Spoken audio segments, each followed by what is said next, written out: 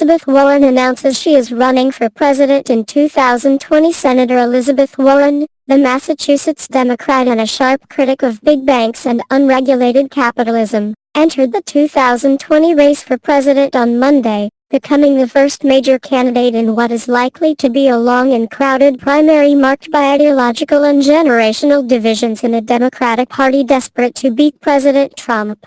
In an 8:30 a.m. email to supporters on New Year's Eve 13 months before the first votes will be cast in the Iowa caucuses, Ms. Warren said she was forming an exploratory committee, which allows her to raise money and fill staff positions before a formal kickoff of her presidential bid.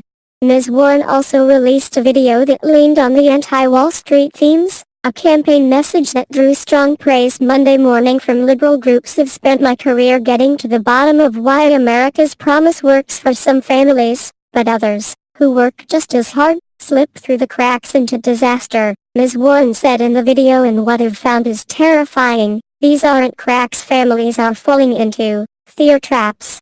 America's middle class is under attack, but this dark path doesn't have to be our future." She continued, "We can make our democracy work for all of us.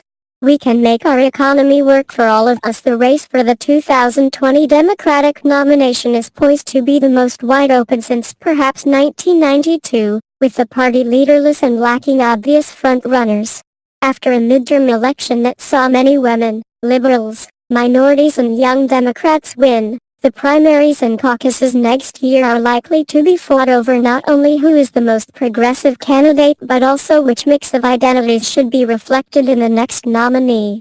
Ms. Warren, 69, is among the best-known Democrats seeking to take on Mr. Trump, who has already announced his re-election campaign, but she also faces challenges: recent controversy over her claims to Native American heritage, skepticism from the party establishment, and a lack of experience in a presidential race. Two potential top-tier candidates who have run before, former Vice President Joseph R. Biden Jr. and Senator Bernie Sanders, are eyeing 2020 and are expected to disclose their plans this winter.